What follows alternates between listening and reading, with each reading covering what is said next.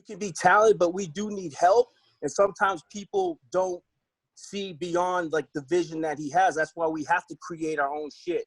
Shells fly, guns pop, a newborn child you got, and your wife wants you to stop. Childhood allies realize something you can't have. A life here on Blue Hill laugh.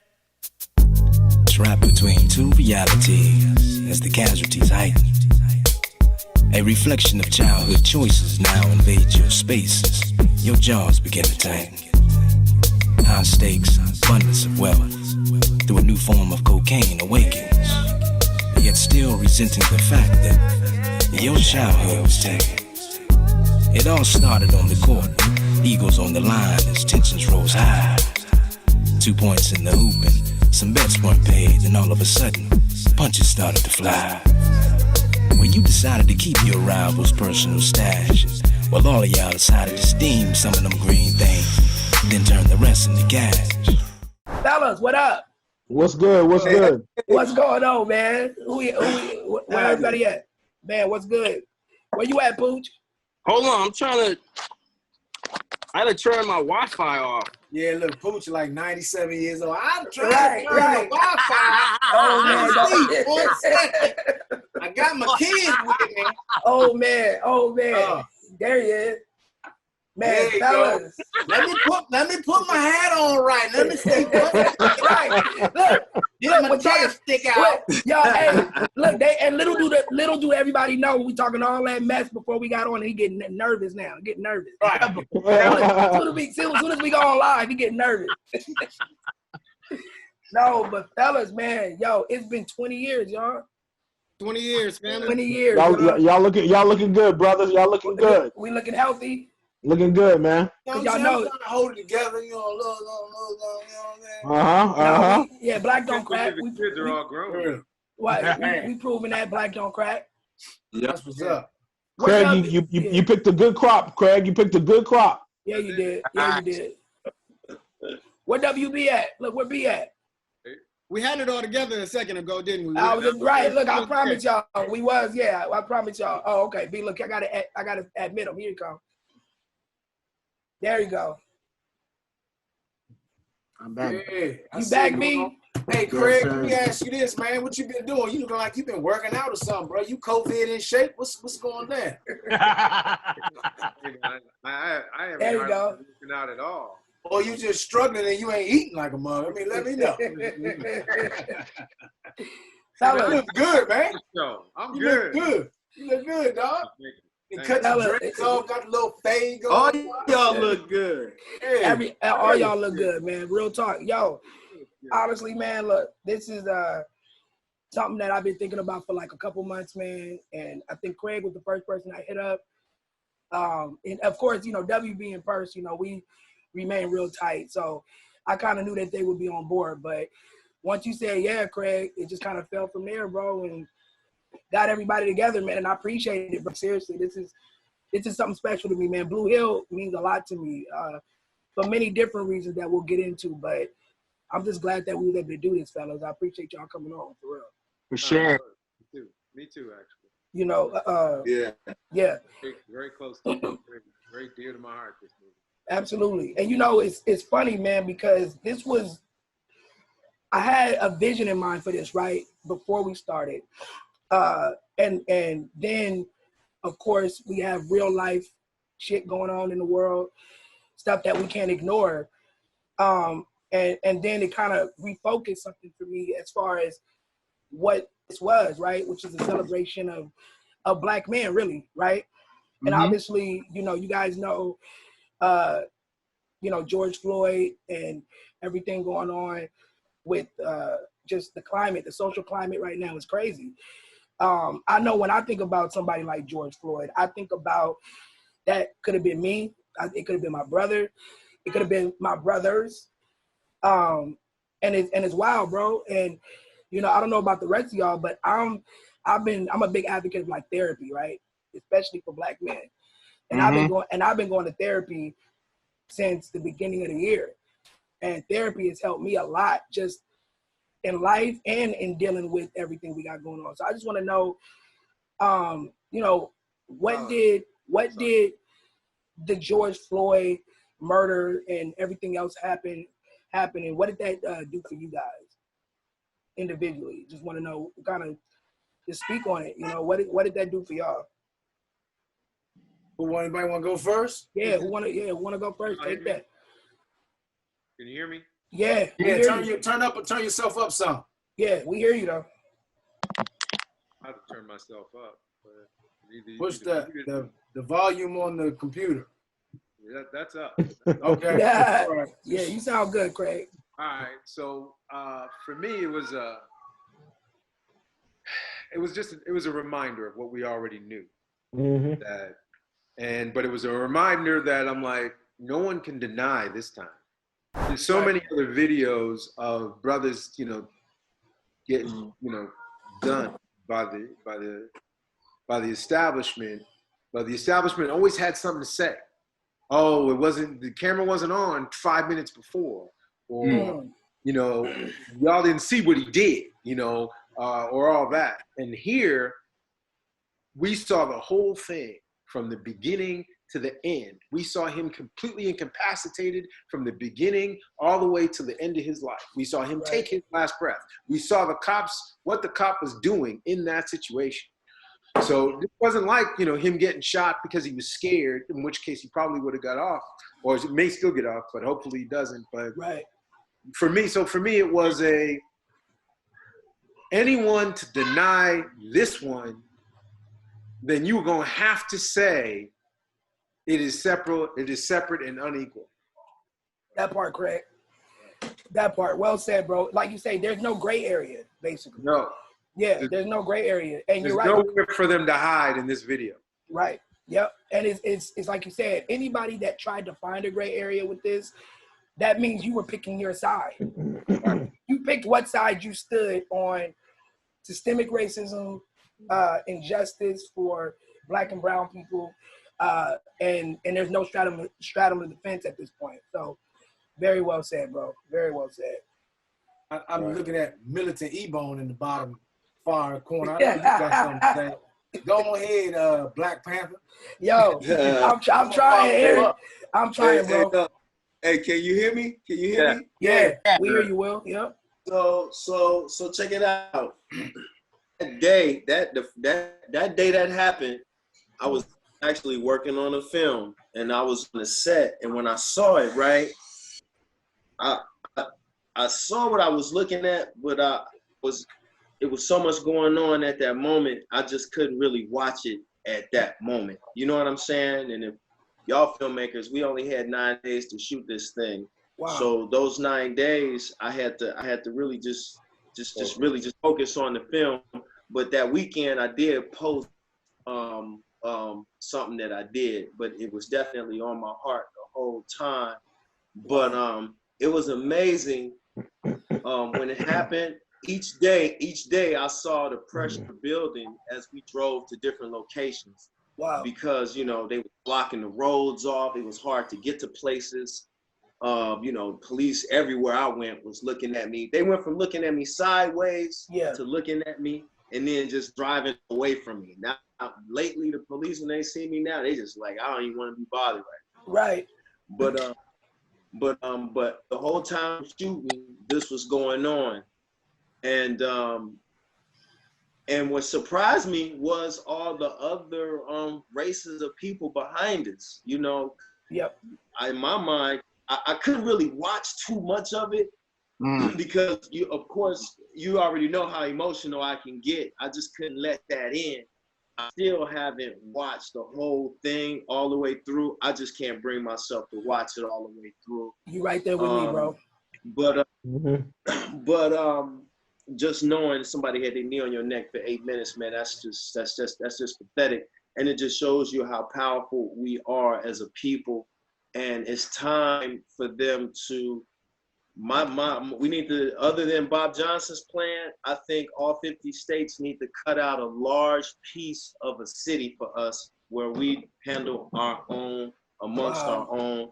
And people who want to roll will roll with us, no matter what nationality, as long as they go abide by our rules, because no longer shall any other race should police us. we should only be policed by ourselves, because we are the true kings, we are the true leaders anyway, and they know that. That's why they gotta shoot us. You know what I'm saying?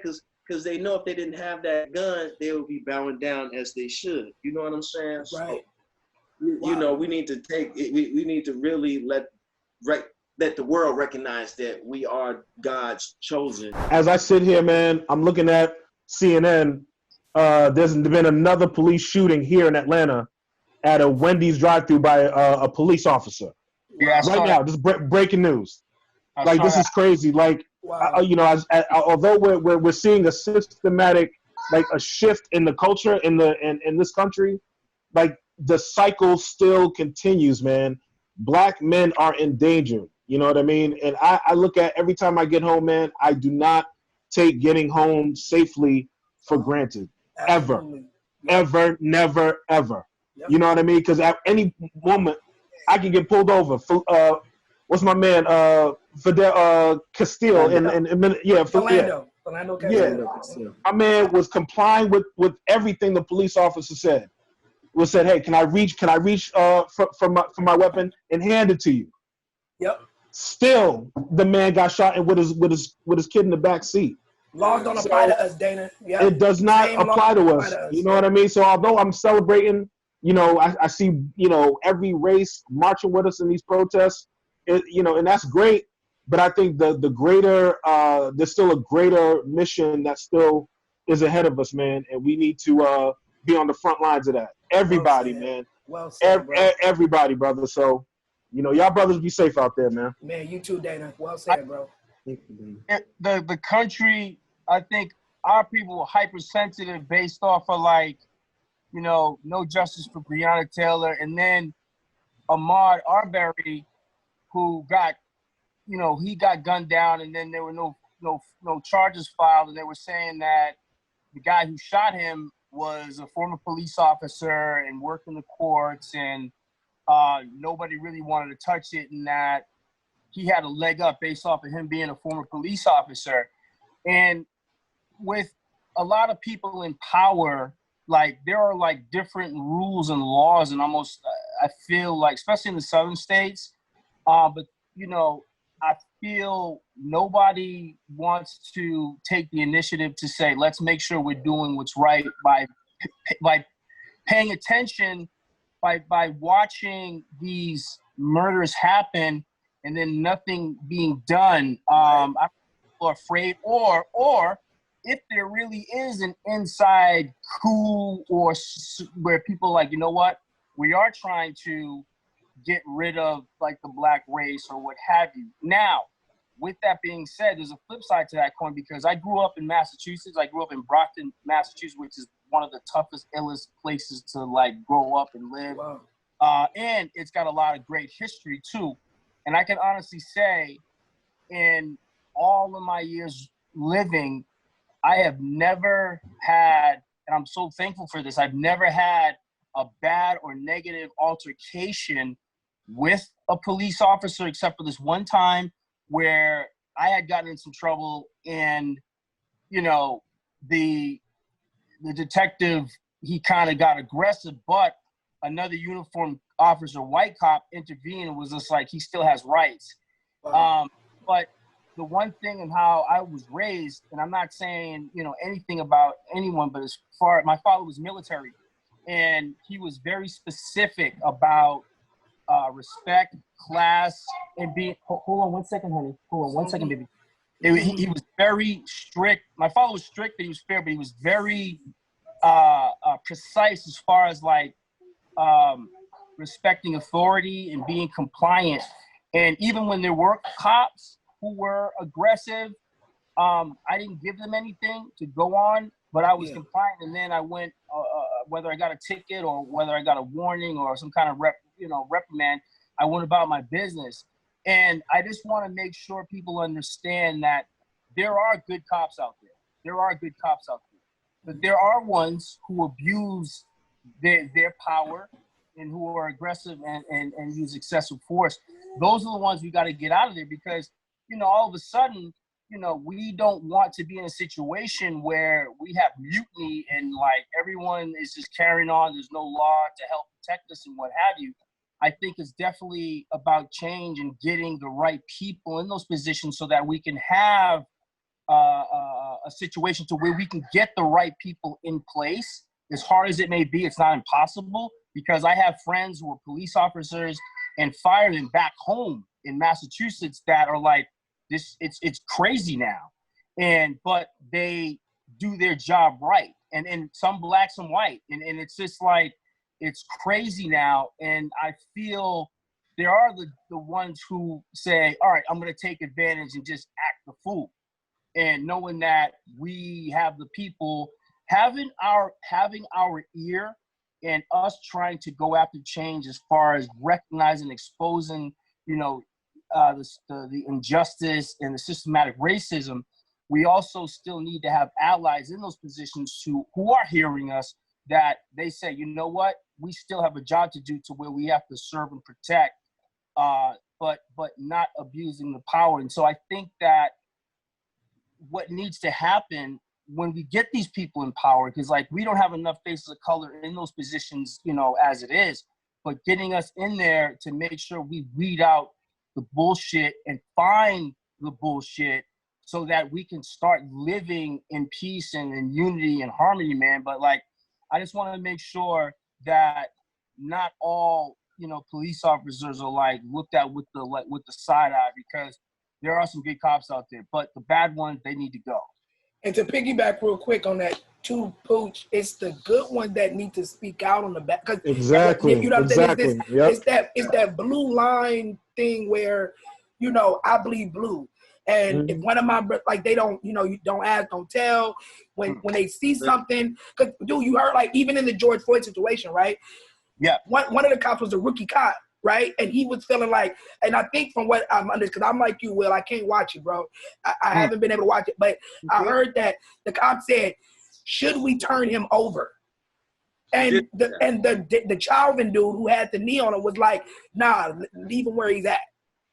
And something needs to kick in. The human part of that needs to be like, exactly, yo, this brother's not breathing. Like, it's not breathing. Yeah, this is what we're doing.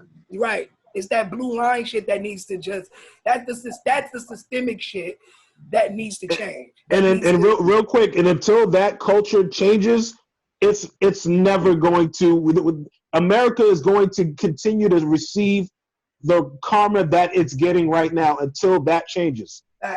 That culture in policing needs to change. It's got to change from the top down, though. I mean, they're being told basically it's open season on brown and black people. Yeah, yes. Right, Craig. They're being told that. So that means somebody higher than them is saying that to them. Yes. That person to feel like it's okay to be said, someone higher than them is saying, yeah, go ahead. Yep. Absolutely. With no repercussions at all, ever. Right. Yeah, exactly. Right. Little to no repercussion, Dana. Right. I remember the whole thing has to be exposed. The whole thing. Everybody. That's the thing from up top, like Craig says, but that's the real question. How do we get there? How do we get there so that we can start calling shots? Because we're smart enough where we know what's happening to where we can be in those positions. You know what I mean? Yep. How do we get there? Because, like, you know, the famous quote Pac's been saying that I've been seeing replayed a lot is, we was asking 10 years ago. Right? We were asking with the Black Panthers and all, like, we were asking with them. What are we supposed to do now? Ask? We supposed to keep asking? So, like you say, with this uprising that you see, and I'm not surprised by it, man.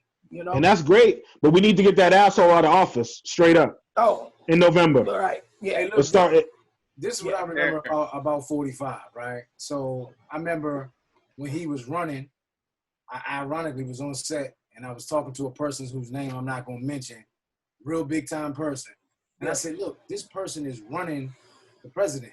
You can't just run for president. You have to have won some things. Exactly. Right. Exactly. So that already let me know the state of affairs and the mind state of the country. You got to remember, this is the good old boys' last hurrah.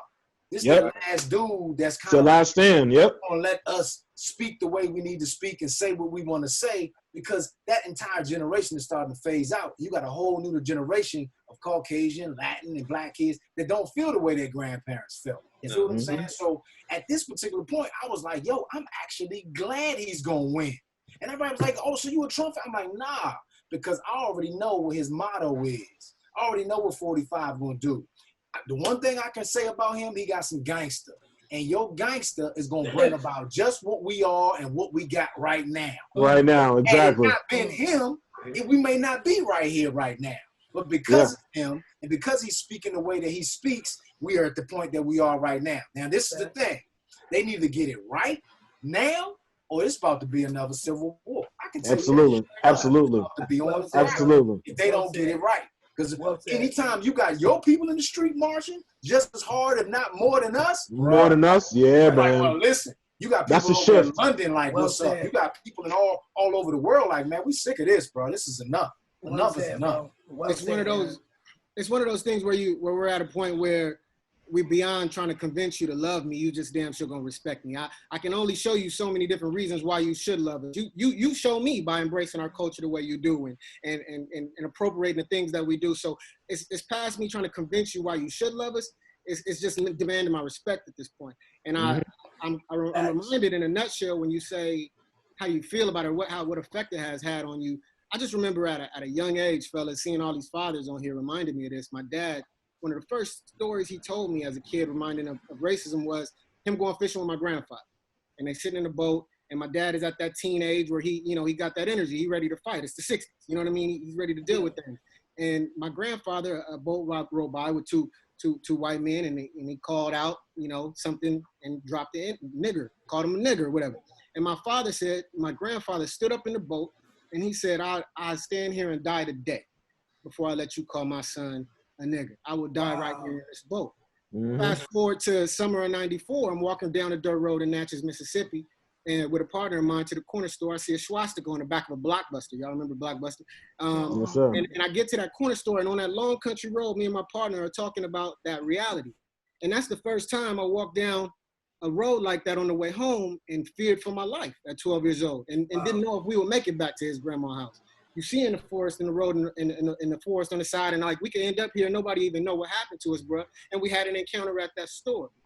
Fast forward to today, I feel like I'm standing in that same boat, saying that same damn thing for our sons and daughters. You know what I mean? And my wife. The only optimistic, encouraging thing, because we're all weary and exhausted and tired, and I pray for supernatural strength, is I feel like we're not gonna sit down in that boat this time. And that's the optimism. I feel like ain't nobody sitting down in the boat this time. No, sir. We're gonna actually paddle our ass over to you and make you respect us at this point. And that's the encouraging part. And I channel that rage and that energy by trying to use these for as much service as possible, man. I'm in Long Beach and I'm trying to do everything in Long Beach I can. Inglewood, the Code 9, but it's just service. And then, we all got kids and family. It's getting to the end of the day and trying not to feel like I didn't do enough and waking up tomorrow and exhausting myself again. And, whether it's one or two things or five things, you know what I mean? It's exhausting ourselves to not let this momentum die, man. Locally and our youth, man, and capturing these young minds because they fearless, dog, and they ride. They are. Yeah, they are. Beside them and behind them, bro. Absolutely.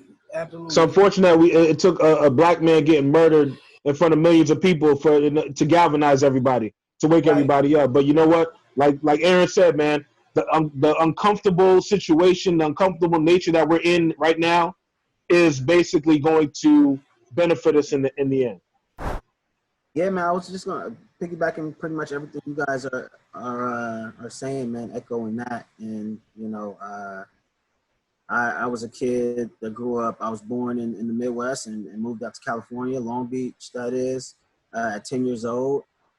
And from the moment growing up, see, I never had my dad, so I didn't have that male figure to show me or tell me, or you know what I mean, like Percy, you know what I mean. He's very fortunate. Big Purse is amazing. He's an uncle to me, and I look at him as a father figure myself. But just growing up in Long Beach, from the moment I got my driver's license, it seemed like, I could say probably I've gotten pulled over at least 10 times. Wow. That's it? Damn. That's it, Brockton. Right. That's and you know what I mean? I always felt that I knew Long Beach PD. I was like, this shouldn't happen like this from Long Beach PD. It's so much, you know what I mean? And it would be for anything. Anytime the police got behind me, I was like, I would count down to them hitting the light. About to pull you over, yeah. You know what I mean? And I shouldn't have to feel like that. To where in my adulthood, it affects me to this day. I'm 37, man, and I take the back street a lot. Yeah. Just so I won't have to even come across a fight. You know what I mean? I shouldn't have to feel like that. I shouldn't, but I just program myself to stay off the main street. You know what I mean? And it's crazy I think that way.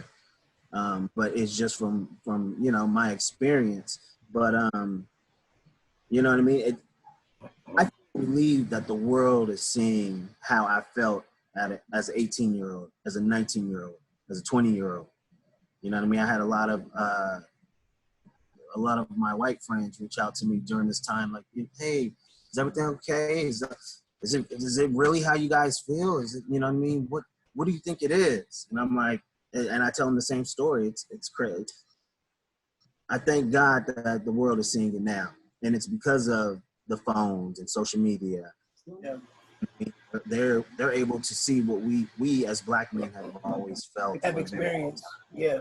You know what I mean? We've always felt like this. So, well, fellas, I'm glad, like Perce just said too, you know, we have, you know, a good friend of mine named Wendell Pierce, you guys probably know. He said about using our platform, man, and he said we all have a responsibility. So, and it's like whether you out there on the front lines marching, and like you said, I'm so impressed with this generation, like, because, you know, sometimes they're dismissed and we don't give them enough credit, but they out there really fighting for us and demanding that we be heard, but also stuff like this, having dialogues like this, using our voices, using our platform. I'm glad we was able to do, you know, talk about it and deal with it, you know, because it's right out there in the forefront for us, and you can't turn a blind eye to it anymore. You know, America can't. Mm-hmm. And I just appreciate, you know, us being able to definitely reflect on what's going on right now, and not just George Floyd, Breonna Taylor, Ahmaud Arbery, like we said, and just the countless others who have, unfortunately, you know, been unjustly killed for being Black, really, you know. So I'm just glad we was able to talk about that a little bit, you know, and we try to shift gears, man, and look, to all you guys out there watching, we just hope that this provides even a little bit of a comfort. If it does, a little bit of a break. You know, we know there's many fans out there that enjoy Blue Hill, so that's what this is about, man. And like I said, celebrating these Black men who I love, who are brothers to me. I've been knowing y'all since I was 16 years old, man. 16. And look, first time when we got on, y'all was like, was it you, Aaron, was like, can y'all believe Brandon got a beard? Like, Lil B got a big beard with the grays in it too, right? With the salt in it, right? Looking like a baby Harden over there. Right. You know, y'all grown up. All the youngsters are grown up, man. But yeah, hey, but so switch it, like say, talking about Blue Hill, man. Like Craig, like you said, this was 20 years ago, year 2000, right? And the world was different. Y'all realize this was before even 9/11, because 9/11 hit the year after that. So the world was drastically different. But when you created this, Craig, like, first of all, what was the inspiration behind Blue Hill? Is it based on a true story? Is it inspired by? Is it a composite of people you knew? What was the inspiration behind Blue Hill, bro? It's a composite of a lot of stories. Okay. And some of it is true, some of it is dramatized to keep it moving. But it's a composite of a lot of different stories. I mean, I grew up in Boston, and some of them are my stories, some of my father's stories, some of my friends' stories. The scene where Ebone and Money, they shoot each other. That scene, and where Alan's character is laying over Aaron's character at that moment. That was a real thing. That happened to me. Wow. And so, You cried that day when you shot that. Bro, do you even remember that day that we shot that scene? I think that was the last time I got sick, bro. I was sick as hell that day. yeah, you were sick. I remember. Yeah. Get me out of the bed at the hotel. Was like, man, we got to shoot this scene. Wow. Man, How'd you know that? You weren't even there. Go to set that day. Huh? You weren't sick. You said you didn't want to go to set. I didn't want to do nothing that day. I was in bed. I'm lying. I was so sick, bro. Craig was Wow. like, man, we got this one day. We got to do this one shoot. Like, you got to go. And he made me come. And then I had to do all that emotional stuff, sick as hell, man. I was like, God, I was mad. You know what? Glad we did it, man. Right. So, Craig, so the thing about that, right? Shooting a scene like that, did you shoot, I can't remember, did you shoot chronologically, meaning did they get to have a bond before you did that scene, like where there was a bunch of... No, we did not shoot chronologically. Okay. We shot completely out of order. I mean, Okay. And so, yeah, I would have to, let everybody know where they were. Like, Wow. what they're feeling at this moment, what's happened before and that kind of thing. But that's just, that's just the role of Right. the director. So it was fine. But we definitely could not shoot that movie in chronological order in any shape or form. So everything was all mismatched. Right. Wow. But I had no, wow. It served. I mean, everybody did their thing, and so the movie came out, much better than I expected. So. Man, so I mean, look, that's a perfect segue to my next question, bro. Like, me and B and Percy talk about it all the time. I had no idea that Blue Hill would be as revered as it is today. Like, I've been fortunate enough, right, to do a few films and things like that. But I can't tell you how often Blue Hill is the movie that people bring up. Hold up, did he say a few? Hold up. Did he say a few films? He said he's been blessed to do a few films. Okay. What? No, man, just a couple films, B. Just a couple. You was everybody's grandbaby and baby. Everybody. Right. Come on. A little bit. Oh man, but Michael I Jordan. appreciate that. I appreciate you, B. But Yeah, man. I say that to say though, that Blue Hill though is often brought up. Like when fans come up to me and they remember the things I've done, man, they always talk about Blue Hill. Did you have any idea, Craig, that Blue Hill would be, for many, considered a classic? I thought we had something special. Because remember, I casted all y'all. That's right. So, I remember. Yep. You did. I sat in there on all these castings going, You did. okay, we got something here. Wow. We were finding too much raw talent. Too much, and obviously Brandon and I knew who you were at the point. At that point. But I appreciate you blessing me to be in it, man. But I really wanted you because I was like, I ain't seen him do nothing like this before. Right. Facts. I really want to see him do something a little different. I remember when Pooch came in. When Pooch came in to his audition, I was like, okay, this brother got something. This brother got to see him do something. Yo, Craig, when I came in, bro, I was like, I think the day before, and I had a black eye and a busted blood vessel in my eye.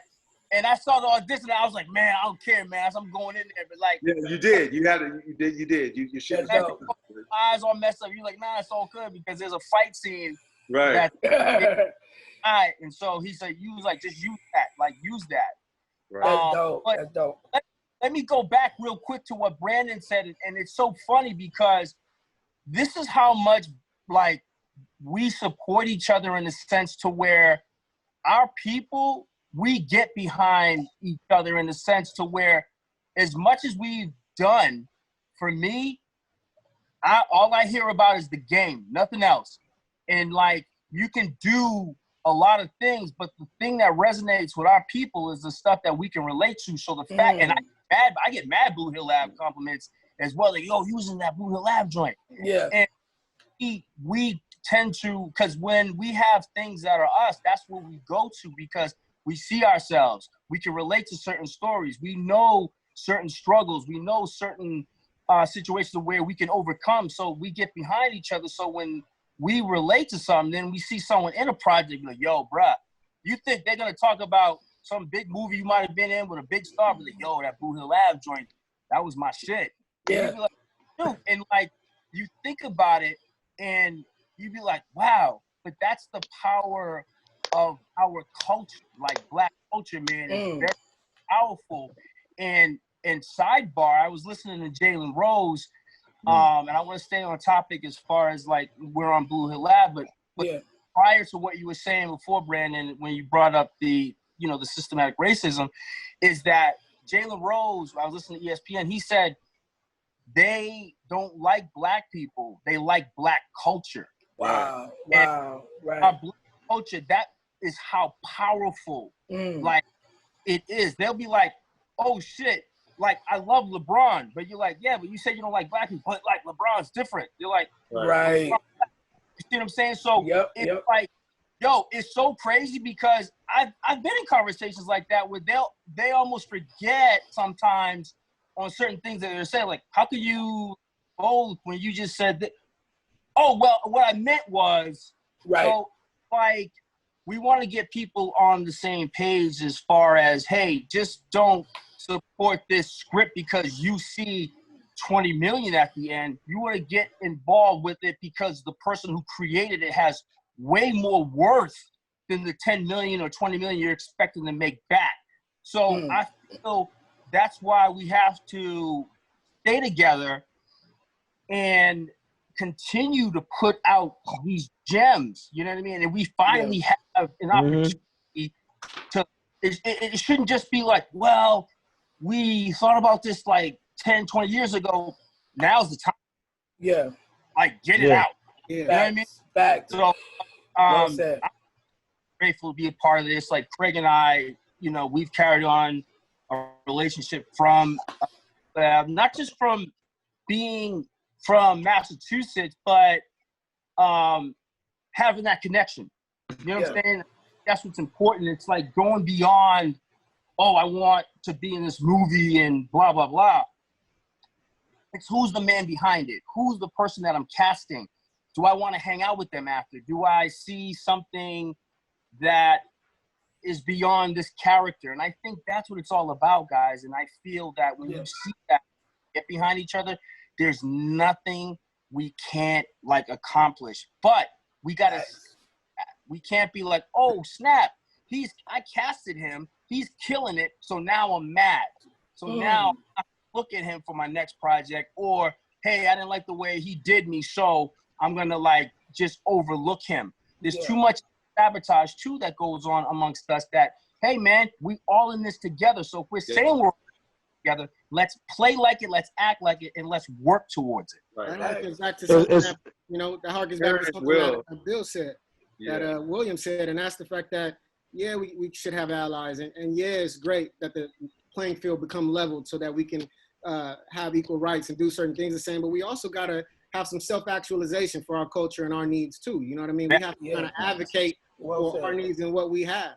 I mean, we have great filmmakers like Craig and plenty of them, and a plethora of platforms to use right now. And we got writers out here who are killing it on all platforms to start to change the narrative and the characterization of our people and our stories ourselves. That's real. That's real. Well said, man. Wow, well said, man. Funny story, man. Like, real quick, like Craig actually casted me on Blue Hill Ave in Dorchester. What? I heard, yes. Heard the casting on the radio. I don't know, Craig. I don't know if you heard. I think I told you the story. Heard the casting on the radio. Took my girl, who was my wife at the, now.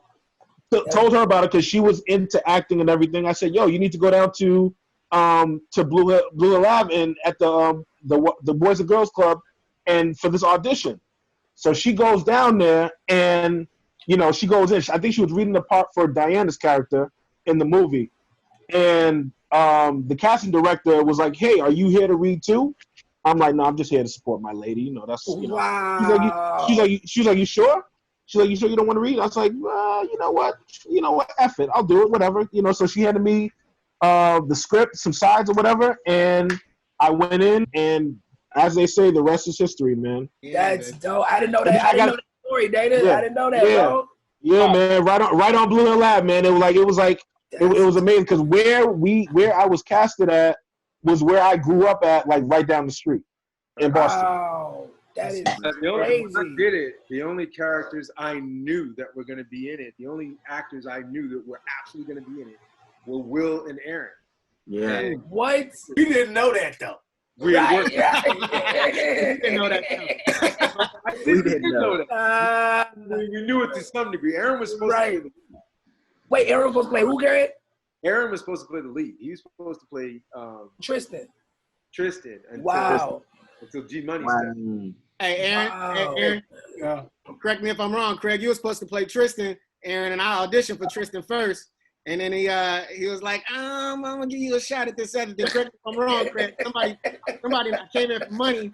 Right. Somebody in his life said, she said she was putting my headshot. Somebody was putting my headshot around the house. Wow. And saying like, nah, give this cat to look at money. And man, all that praying to God's ears, to her hands, to Craig's way, and he finally acquiesced and was like, all right, Yes, man. I can remember auditioning for the joint, right? And I had talks with Craig prior to, and he was like, the Tristan thing may not work because, they're trying to get Alan Payne. They need a name. And he's like, but, I'm going to try to slide you into the money thing.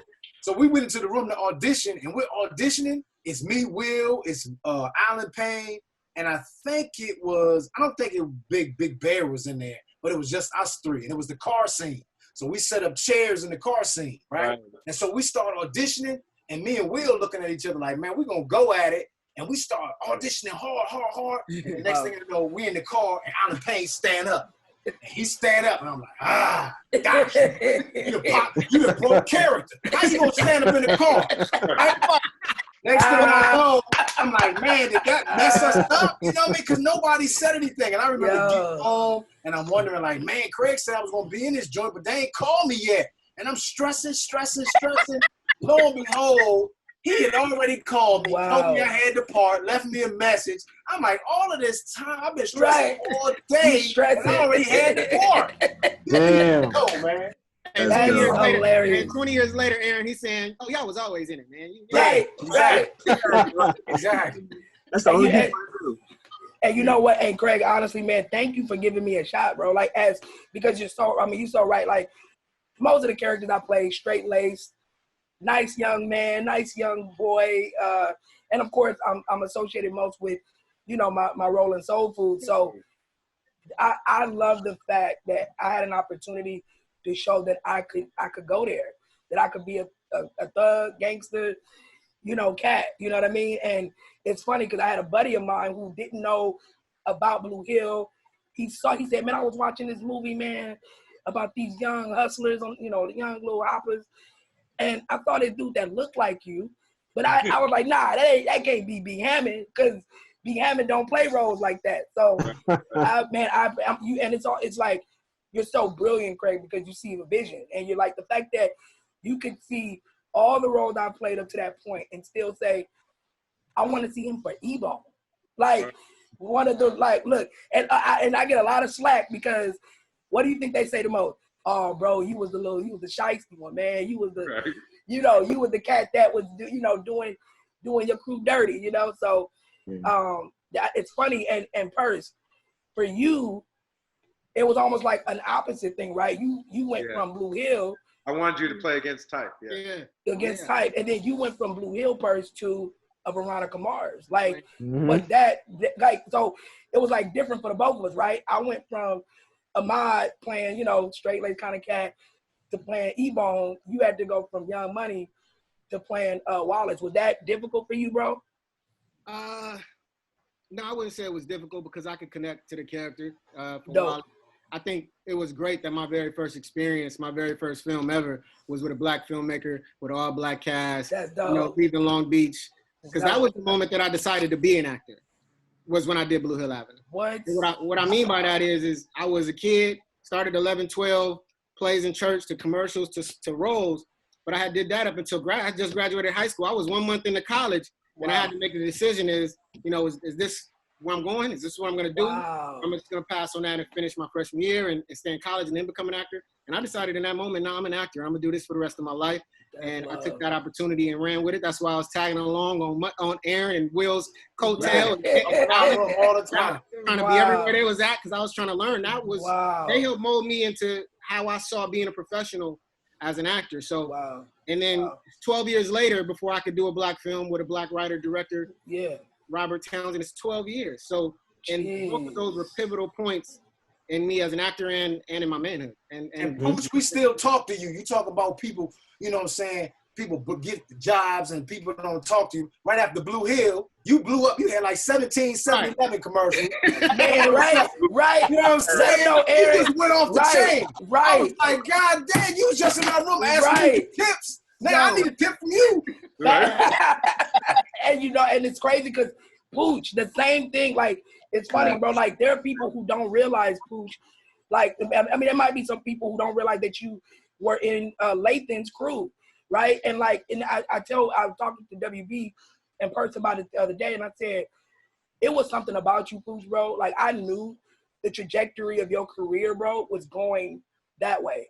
I just knew it. It was just because you were just a sponge. Like, you just had that, I don't know what it is, bro, that it factor that I wasn't surprised to see it, bro. You were the most inquisitive dude I've ever met in my life. You would come to my room every single day and ask me and Will literally 30 questions right before we about to go to bed. And so we can do this. That's funny. Like one thing that was ever said to me from a friend of mine who's also from Massachusetts. We played football together. His name's Ron Henry, and he said you got to be a student of the game. And you know, I was just in awe because this is like, for me and Percy, it's almost kind of like, in a way, it's like you fall into it, you're like, I'm gonna do this, and also a lot of us being competitive, we're like, yo, I can do this. And I think that when I made my mind up to do it, that there was nothing gonna stop me. And the only thing that can stop you for the most part is yourself. And I mean that with the utmost respect. Like, because some people, you know, I'm cool. Maybe this isn't for me. I'm gonna go, you know, change it up or something. But like, I feel I have and had like a lot of great success. And at times that a lot of people don't know about us as artists, that we're human beings and we go through stuff. And it's not always like what it's cracked up to be as far as fun and games and like, yo, man, it's all like glitz and glam. Hold on 1 second, baby. I'm gonna just look at it right that he's done, okay? So for me, it happened like quick, and all of a sudden, if you're not careful and you don't keep a solid circle around you, it can get away from you, and then all of a sudden you find yourself just kind of like on an island, even though you have a lot of things happening. And for me, I'm so grateful that, you know, I had a wake-up call of reality to recognize what's real, like family, and that, you know, I have a lot of solid people who love me and support me, and I'm so grateful for that. But, you know, being in Hollywood, you know, as an artist is an amazing thing. But then, you know, there's other things that come with it that can, if you're not careful, you get jaded, you know what I mean? So I want it. I still want it. I'm so happy to be a part of this. And I look forward to working with you cats again in the future. Especially now that we really do have true opportunity of people who want to see our faces on the screen. Absolutely. Want to see us win. You see what I'm saying? Absolutely. We got to take that baton now. Now is the time to take that baton, follow up with cats who say, yo, we got to do lunch. Or like, I really want to hear your pitch. I really want to see like what project you're talking about. We got to follow calls. We got to call and then call them back and not wait for them to say, oh yeah, well, you know, like I was busy and you know, I didn't see the email. Nah, we got to follow up. We got to side and take advantage of these opportunities and these God-given talents and this shine. And that's what I want to do. You know what I mean? So like all of this stuff is like aligning to what we were meant to do. And what we're meant to do is have our voices heard and entertain and teach. You know what I mean? So I think it's the time is now for sure. No question. Absolutely. Well said. No question. Well said. What was And I remember being on set. I remember being on set, and Pooch, you were just this big character, just bigger than life. Yeah. Of course, that's what attracts everyone to you is that energy, man. And I remember you, like they said, we just knew your trajectory was going up. Yep. There was one point where you was like, "Yeah, man, me and Will Smith, we're gonna be the first 20 million." I remember that. I already see it. You know Wow. what I mean? Yep. I was like, yeah, he's got it. He's got it. For me, so my whole life, I boxed and I played football my whole life. So as an individual competitor, I know what it means to put in that work to win, because, when you box, right, you and the opponent. I also played football, so I know what it means to be a part of a team. And so when Craig put this ensemble together, and some having more credits than others, having certain lights, and some people just had just a certain thing about them to where you just wanted to listen, and you sponge that up, because you never know where anyone's going to be. But for the most part, having a selfless attitude to where it's like, you know what, this isn't about me. This is about what can I do to make this project as great as we can make it. And also, mad love to someone who took a chance on you. So like for me, and that's why sometimes I get when I hear talking to Craig in certain situations or opportunities didn't happen for him, you get frustrated because I know how talented he is. And it's kind of like, you know what, and what he did, and I props all the time, is like, yo, Craig's always making moves. And so us being from, Massachusetts, kind of like, you know what, I can't wait for them to figure it out. I have to create. I have to things. And for us as artists, it's not always about like being on the Walk of Fame, or not that I wouldn't want to star, but like it's not always about being the big Will Smith character. Right. As long as you're fighting from your family, you got a roof over your head, and you can kind of help cats, I think that's what's important, and the things will come. But like I went into every project selfless and wanted to perform and give these gifts away and this light away, and I've had success. But when you get caught up in the fame and like it's about me, yo, you can get that shit can keep taken away quick. And so as I almost saw, you know what I mean? And I'm just very blessed, man, to be able to have the opportunity to continue to work in this industry and have this that I've had. But like I couldn't have been here without you guys. You see what I'm saying? I learned so much and took so much from Blue Hill Lab, and then I bring it to another set, and then I take and I give away, and then I go to the next one, and vice versa. So I'm just forever humbled, man. Forever humbled. That's dope, man. For me, Craig, with this film, man, it blessed me with two of my best friends, man. Like WB and Percy, man. Like I was this 16-year-old cat, and we just connected. Obviously, that was the crew. And one thing I love like about the social media thing too, able to reconnect with our other partner Dana. You know what I mean? Yes, sir. And it just brought these friendships, Craig, and even like with Will and Aaron and what's wild, y'all. And I gotta say too, man, because I was 16, right? I was a minor, and B was the only other minor on the set, but I was the only one that brought his mom with him.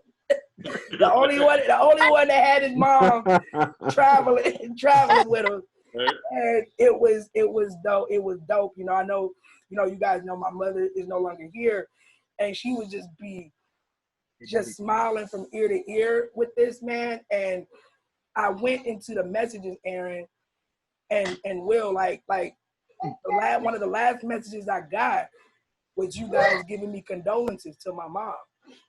And that was like just amazing, and because my mother, I don't know if y'all remember, she made this jambalaya.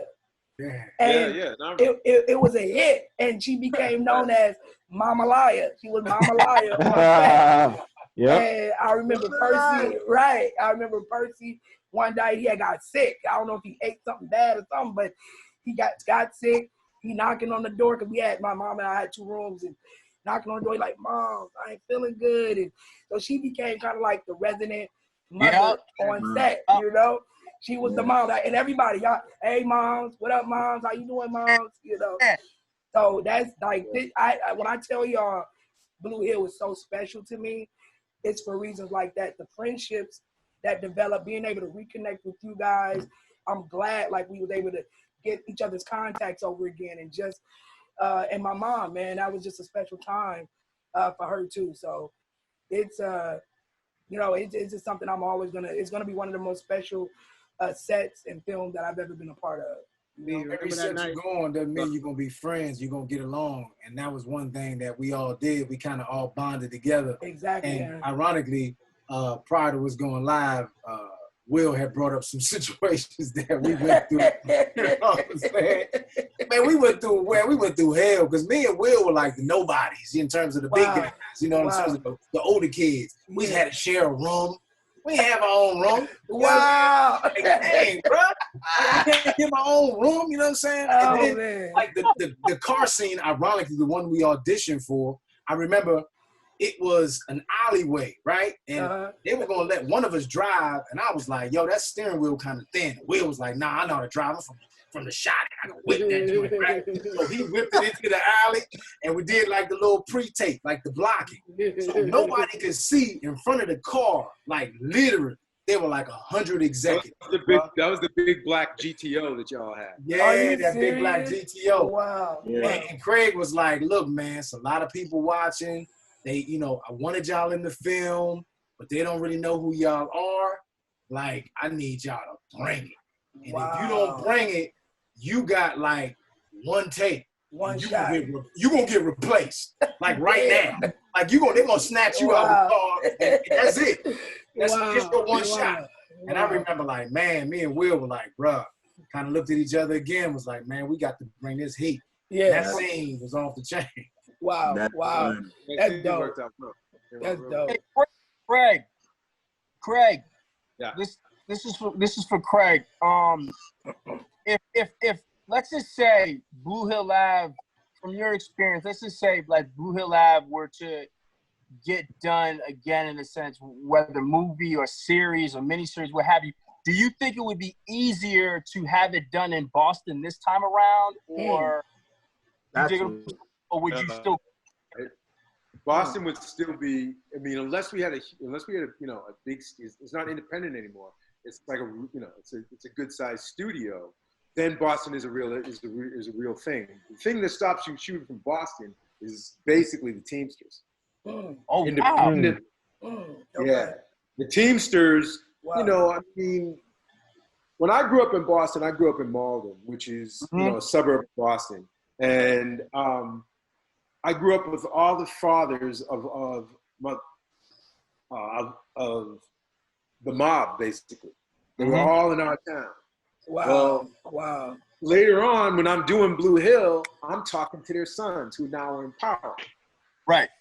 And their sons are telling me, look, we can't even run the Teamsters anymore. He's like, it's the way, this is how they get down. And I'm like, all right, because I made calls to see if I could shoot in Boston. Yeah, I was about to say, Wow. you didn't. Wow. I made calls, and everybody said the same thing. They said, look, we'd love to help you. We would, but the problem is the floodgates were open. We know that you have more than $1 million. And so we didn't have much more than that, but they were like, we know you got more than $1 million. And once those trucks start rolling, everybody, if we let you do it, everybody, so I got that coming in. So I just went up there, I got a bomb. Wow, I did not know that, Craig. But even today, the Teamsters have let up a little bit in Boston, but even today, it is a really serious thing. Wow. If you can't be like a mid-level kind of film in Boston. Is that my can't do that, man? What's that? I said I never knew that because that's why we didn't shoot in Boston. I went and scouted Boston first. I wanted it to be in Boston. Yeah, for sure. But at the end of the day, so the producers and I were like, wow, I gotta shoot someplace else. And then they were like, well, we get a great tax credit in Canada. So I was like, all right. So they took me to St. John, right, New Brunswick, and I went there and was like, I can make this work. I was gonna say you found areas, right, Craig, in Canada. And for the fans that don't know, yeah, we shot that in Canada, y'all. So we did not shoot it. And look, I learned a new slang for Boston, y'all. The bean. That's what I heard all the cats from Boston saying that. Beantown, baby, Beantown. The bean, yes, the sir. bean, right? But yeah, so you found spots out there in Canada, Craig. That look, and how accurate was it, Craig? In your opinion, like it's really not that accurate, but it had a feel to it. Got you. Okay. But you shot exteriors. You shot exteriors out in Boston, didn't you, Craig? I thought you did it. I spent one day in Boston. I took my DP, Carl.